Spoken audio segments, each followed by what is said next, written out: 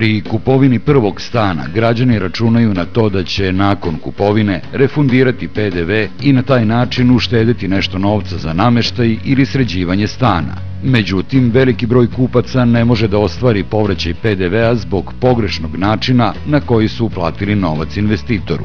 Među njima je i Nada Sremčević, koja je zajedno sa snajom i sinom kupila stan u novogradnji u Rumi. Kako kaže, ubrzo nakon kupovine je čula da drugi kupci stanova u istoj zgradi nisu dobili refundaciju PDV-a, pa je otišla u poresku upravu da se raspita da li će ona dobiti povraćaj PDV-a.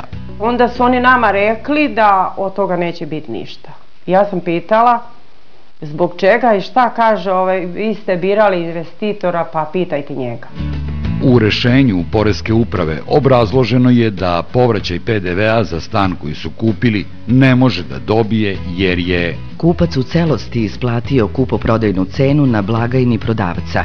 Kako Nada tvrdi, investitor i direktor firme Rapid D.O.O. Lazo Ušljebrka želeo je da učini uslugu svojim kupcima da ne uplaćuju novac na tekući račun, već da uplate na šalteru firme, jer tako, između ostalog, neće morati da plate proviziju banci. Ispostavilo se da je to loše rešenje, jer ima nas 15-ak sigurno koji smo nosili kod njega u kancelariju pare. Mi nismo dobili PDV, a ovi ostali stanari koji su išli preko žiro računa, već kako, preko kredit, šta ja znam kako su uzimali stanove, oni su dobili. Odmah za kratko vreme. U Zakonu o porezu na dodatu vrednost navedeno je da kupac stana može da ostvari pravo na povraćaj PDV-a ako je ugovorena cena stana sa porezom na dodatu vrednost u potpunosti isplaćena prodavcu uplatom na tekući račun prodavca. Nada Sremčević poseduje fiskalni račun kao dokaz da je novac uplatila na šalteru firme, kao i dokaz da je njen novac prodavac uplatio na sopstveni račun kao dnevni pazar. Poreska uprava to očigledno nije uvažila kao dokaz uplate za konkretan stan na račun prodavca.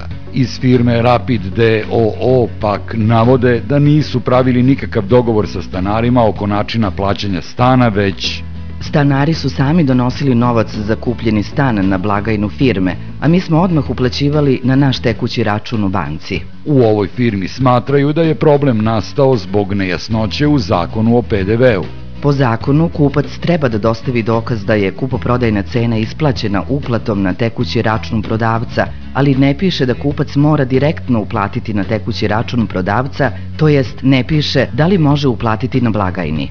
Ni državne institucije nisu saglasne da li Sremčevići imaju pravo na povraćaj PDV-a. Poreska uprava nam je u odgovoru praktično samo citirala deo zakona u kojem je navedeno da se povraćaj PDV-a može ostvariti samo ako je ugovorena cena stana sa PDV-om u potpunosti isplaćena prodavcu, uplatom na tekući račun prodavca.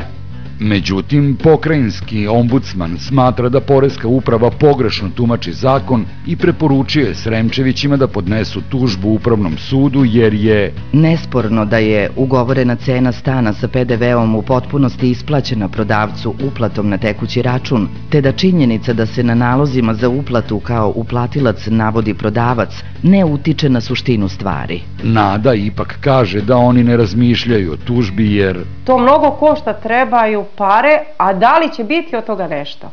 To je znak pitanja. Bez obzira na to šta bi sud odlučio, svakako ne treba rizikovati i davati novac investitoru na ruke. Nada je uplatom na blagajni firme uštedela 5.000 dinara, koliki je maksimalni iznos provizije u banci u kojoj investitor ima račun. Zbog 5.000 dinara Sremčevići su izgubili oko 2.000 evra, pa je jasno da ovo nije bila dobra računica.